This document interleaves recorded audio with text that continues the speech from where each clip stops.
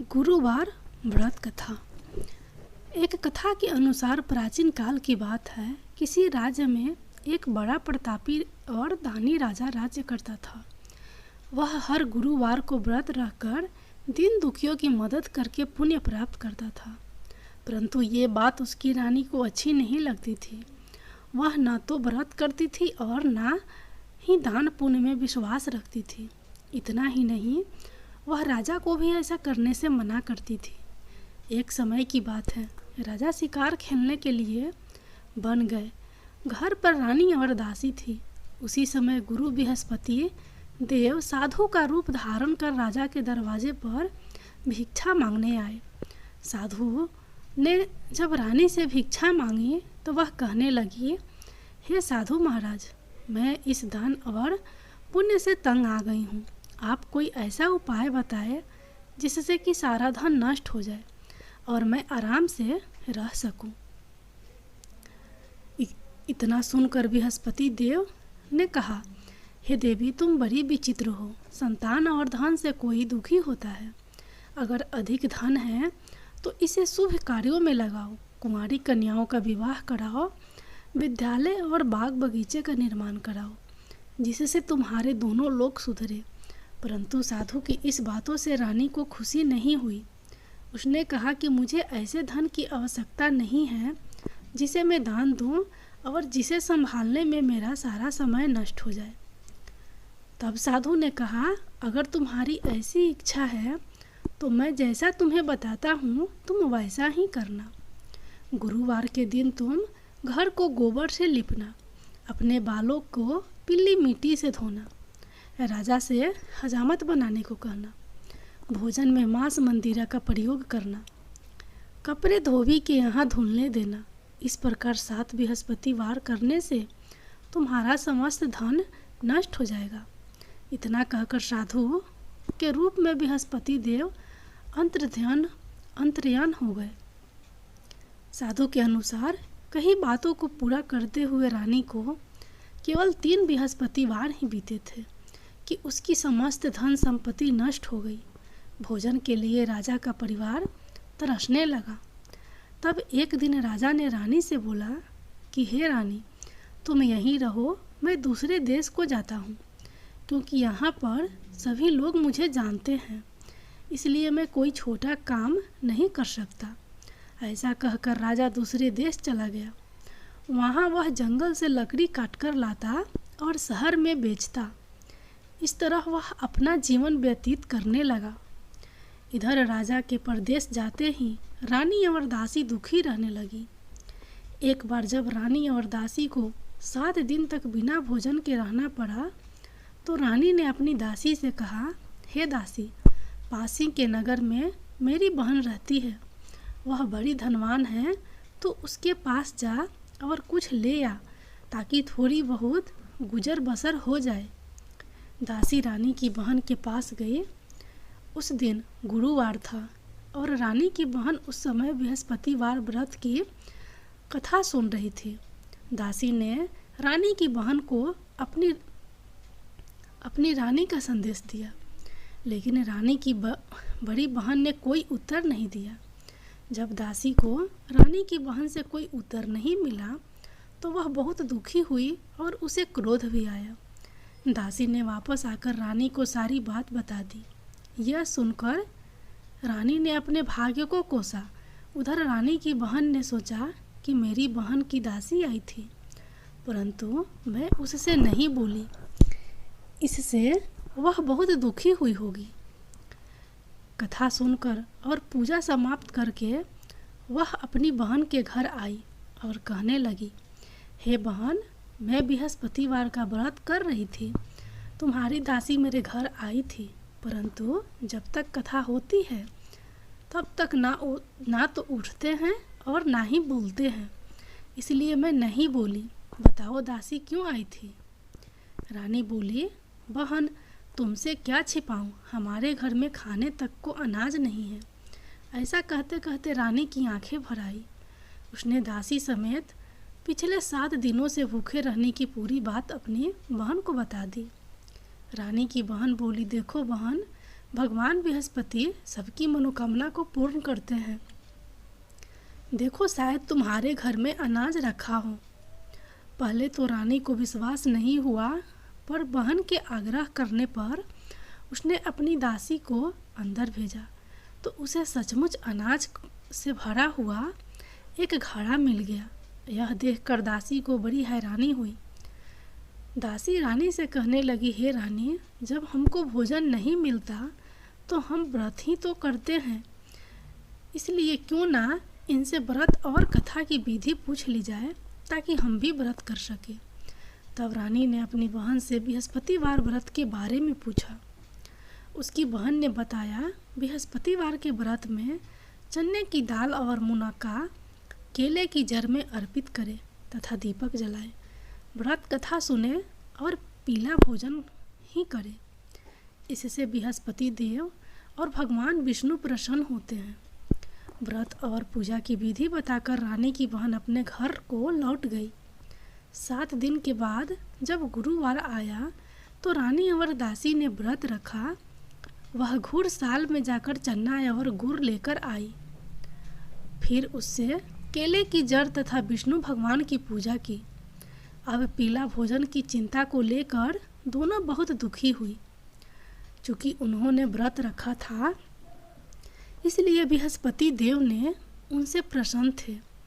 वह एक साधारण व्यक्ति का रूप धारण कर 2 थालों में पीला भोजन दासी को दे गए। भोजन पाकर दासी प्रसन्न हुई और फिर रानी के साथ मिलकर भोजन ग्रहण किया। उसके बाद वह सभी गुरुवार को व्रत और पूजन करने लगी। बृहस्पति देव की कृपा से उनके पास फिर से धन संपत्ति आ गई, परंतु रानी फिर से पहले की तरह आलस करने लगी। तब दासी बोली, देखो रानी, तुम पहले भी इस प्रकार आलस्य करती थी। तुम्हें धन रखने में कष्ट होता था, इस कारण सभी धन नष्ट हो गए, और अब जब देव बृहस्पति की कृपा से धन मिला है तो तुम्हें फिर से आलस होने लगा। रानी को समझाते हुए दासी कहती है कि बड़ी मुसीबतों के बाद हमने यह धन पाया है, इसलिए हमें दान पुण्य करना चाहिए, भूखों को भोजन कराना चाहिए और धन को शुभ कार्यों में खर्च करना चाहिए। इससे तुम्हारे कुल का यश बढ़ेगा, स्वर्ग की प्राप्ति होगी और पितृ प्रसन्न होंगे। दासी की बात मानकर रानी अपना धन शुभ कार्यों में खर्च करने लगी। इससे पूरे नगर में उसका यश बढ़ने लगा। उधर राजा दुखी होकर जंगल में एक पेड़ के नीचे आसन जमा कर बैठ गया। वह अपनी दशा को याद करके व्याकुल होने लगा। बृहस्पतिवार का दिन था। एकाएक उसने देखा कि निर्जन वन में एक साधु प्रकट हुए। वह साधु वेश में स्वयं बृहस्पति देवता थे। लकड़हारे के सामने आकर बोले, हे लकड़हारे, इस सुनसान जंगल में तू चिंता मगन क्यों बैठा है? लकड़हारे ने दोनों हाथ जोड़कर प्रणाम किया और उत्तर दिया, महात्मा जी, आप सब कुछ जानते हैं, मैं क्या कहूँ। यह कहकर रोने लगा और साधु को अपनी आत्मकथा सुनाई। महात्मा जी ने कहा, तुम्हारी स्त्री ने बृहस्पति के दिन बृहस्पति भगवान का निरादर किया है, जिसके कारण रुष्ट होकर उन्होंने तुम्हारी यह दशा कर दी। अब तुम चिंता को दूर करके मेरे कहने पर तुम चलो तो तुम्हारे सब कष्ट दूर हो जाएंगे और भगवान पहले से भी अधिक संपत्ति देंगे। तुम बृहस्पतिवार के दिन कथा किया करो, 2 पैसे के चने मुनक्का लाकर उसका प्रसाद बनाओ और शुद्ध जल से लोटे में शक्कर मिलाकर अमृत तैयार करो। कथा के पश्चात अपने सारे परिवार और सुनने वाले प्रेमियों में अमृत व प्रसाद बांटकर आप भी ग्रहण करो। ऐसा करने से भगवान तुम्हारी सब मनोकामनाएं पूरी करेंगे। साधु के ऐसे वचन सुनकर लकड़हारा बोला, हे प्रभु, मुझे लकड़ी बेचकर इतना पैसा नहीं मिलता जिससे भोजन के उपरांत कुछ बचा सकूं। मैंने रात्रि में अपनी स्त्री को व्याकुल देखा है। मेरे पास कुछ भी नहीं जिससे मैं उसकी खबर मंगा सकूं। साधु ने कहा, हे लकड़हारे, तुम किसी बात की चिंता मत करो। बृहस्पति के दिन तुम रोजाना की तरह लकड़ियाँ लेकर शहर को जाओ। तुमको रोज से दुगुना धन प्राप्त होगा, जिससे तुम भली भांति भोजन कर लोगे तथा बृहस्पति देव की पूजा का सामान भी आ जाएगा। इतना कहकर साधु अंतर्ध्यान हो गए। धीरे धीरे समय व्यतीत होने पर फिर वहीं बृहस्पतिवार का दिन आया। लकड़हारा जंगल से लकड़ी काटकर किसी शहर में बेचने गया। उसे उस दिन और दिन से अधिक पैसा मिला। राजा ने चना गुड़ आदि लाकर गुरुवार का व्रत किया। उस दिन से उसके सभी कलेश दूर हुए। परंतु जब दोबारा गुरुवार का दिन आया तो बृहस्पतिवार का व्रत करना भूल गया। इस कारण बृहस्पति भगवान नाराज हो गए। उस दिन उस नगर के राजा ने विशाल यज्ञ का आयोजन किया तथा शहर में यह घोषणा करा दी कि कोई भी मनुष्य अपने घर में भोजन न बनावे, न आग जलावे। समस्त जनता मेरे यहाँ भोजन करने आवे। इस आज्ञा को जो न मानेगा उसे फांसी की सजा दी जाएगी। इस तरह की घोषणा संपूर्ण नगर में करवा दी गई। राजा की आज्ञा अनुसार शहर के सभी लोग भोजन करने गए, लेकिन लकड़हारा कुछ देर से पहुंचा, इसलिए राजा उसको अपने साथ घर लिवा ले गए और ले जाकर भोजन करा रहे थे तो रानी की दृष्टि उस खूंटी पर पड़ी जिस पर उसका हार लटका हुआ था। वह वहाँ पर दिखाई नहीं दिया। रानी ने निश्चय किया कि मेरा हार इस मनुष्य ने चुरा लिया है। उसी समय सिपाहियों को बुलाकर उसको कारागार में डलवा दिया। जब लकड़हारा जेल में पड़ गया और बहुत दुखी होकर विचार करने लगा कि न जाने कौन से पूर्व जन्म में के कर्म से मुझे यह दुख प्राप्त हुआ है, और उसी साधु को याद करने लगा जो जंगल में मिला था।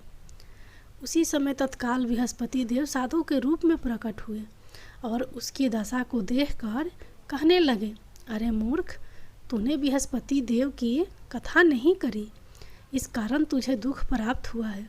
अब चिंता मत कर। बृहस्पतिवार के दिन कारागार के दरवाजे पर 4 पैसे पड़े मिलेंगे। उनसे तू बृहस्पति देव की पूजा करना, तेरे सभी कष्ट दूर हो जाएंगे। बृहस्पति के दिन उसे 4 पैसे मिले। लकड़हारे ने कथा कही। उसी रात्रि को बृहस्पति देव ने उस नगर के राजा को सौपन में कहा, हे राजा, तुमने जिस आदमी को कारागार में बंद कर दिया है वह निर्दोष है, वह राजा है, उसे छोड़ देना। रानी का हार उसी खूंटी पर लटका है। अगर तू ऐसा नहीं करेगा तो मैं तेरे राज को नष्ट कर दूंगा।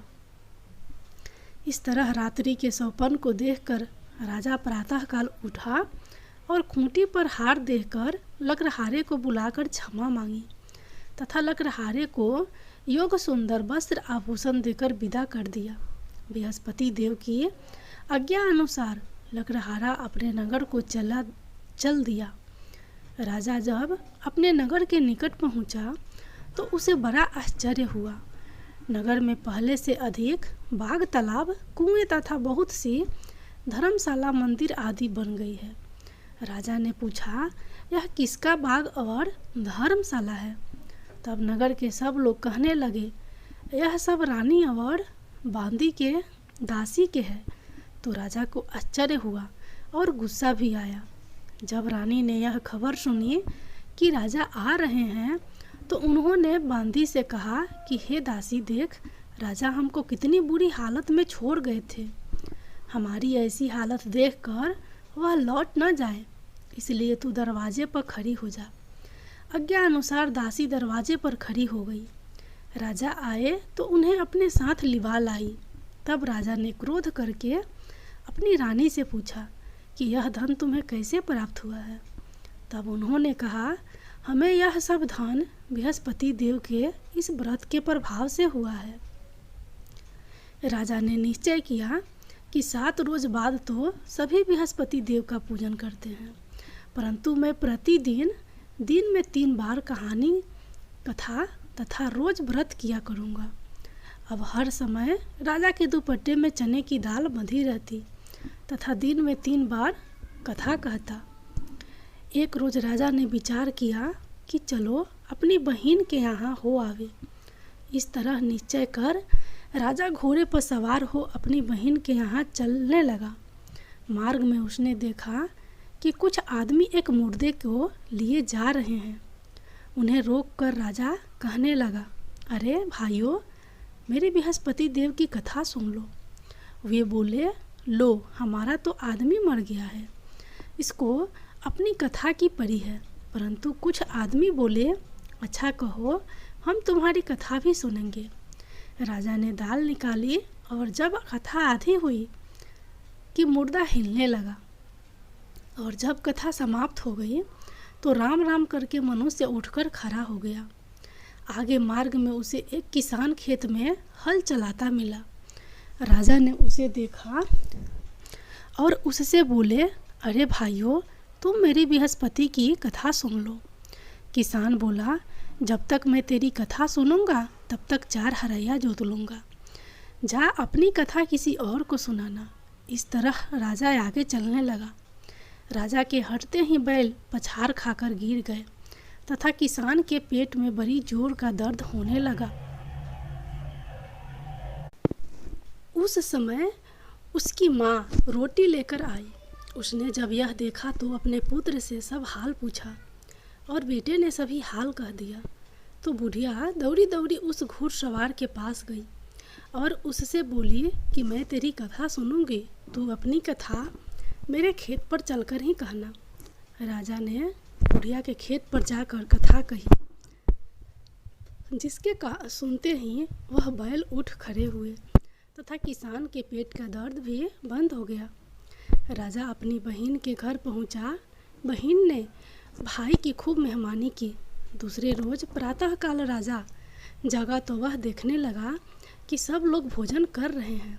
राजा ने अपनी बहन से कहा, ऐसा कोई मनुष्य है जिसने भोजन नहीं किया हो, मेरी बृहस्पतिवार की कथा सुन ले। बहन बोली, हे भैया, यह देश ऐसा ही है कि पहले यहाँ के लोग भोजन करते हैं, बाद में अन्य काम करते हैं। अगर कोई पड़ोस में है तो देख आऊं। वह ऐसा कहकर देखने चली गई, परंतु उसे कोई ऐसा व्यक्ति नहीं मिला जिसने भोजन ना किया हो। अतः वह एक कुम्हार के घर गई जिसका लड़का बीमार था। उसे मालूम हुआ कि उनके यहाँ 3 रोज से किसी ने भोजन नहीं किया है। रानी ने अपने भाई की कथा सुनने के लिए कुम्हार से कहा। वह तैयार हो गया। राजा ने जाकर बृहस्पतिवार की कथा कही, जिसको सुनकर उसका लड़का ठीक हो गया। अब तो राजा की प्रशंसा होने लगी। एक रोज राजा ने अपनी बहन से कहा कि हे बहन, हम अपने घर को जाएंगे, तुम भी तैयार हो जाओ। राजा की बहन ने अपनी सास से कहा। सास ने कहा, हाँ चली जा, परंतु अपने लड़कों को मत ले जाना, क्योंकि तेरे भाई को कोई औलाद नहीं है। बहन ने अपने भैया से कहा, हे भैया, मैं तो चलूँगी पर कोई बालक नहीं जाएगा। राजा बोला, जब कोई बालक नहीं चलेगा तब तुम जाकर ही क्या करोगे। बड़े दुखी मन से राजा अपने नगर को लौट आया।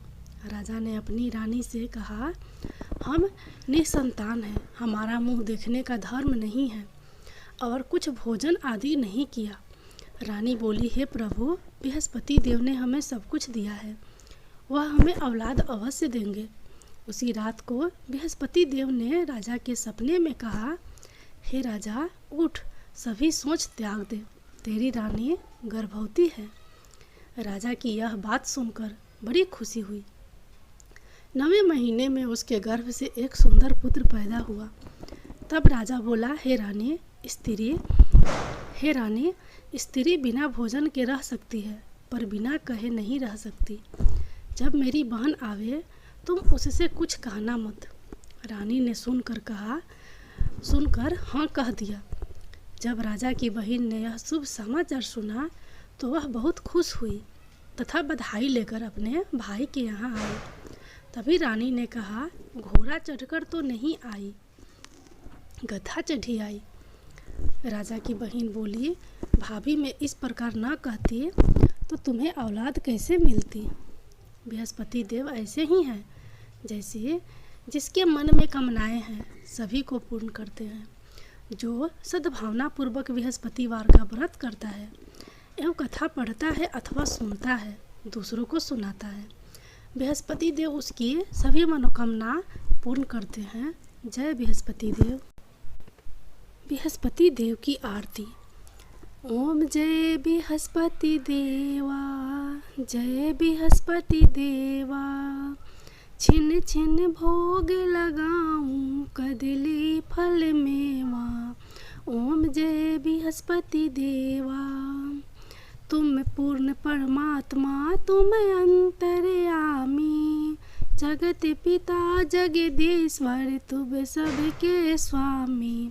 ओम जय बृहस्पति देवा, चरण मित्र निज निर्मल सब पातक हरता, सकल मनोरथ दायक कृपा करो भरता।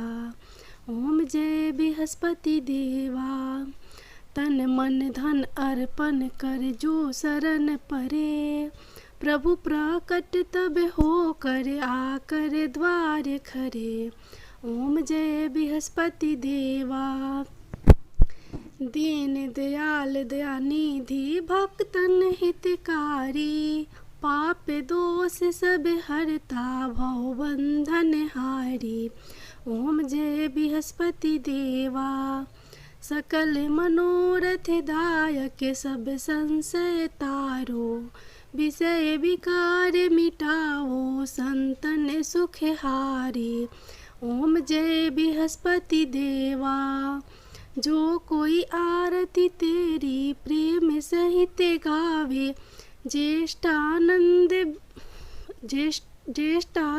बंध सो निश्चय फल पावे।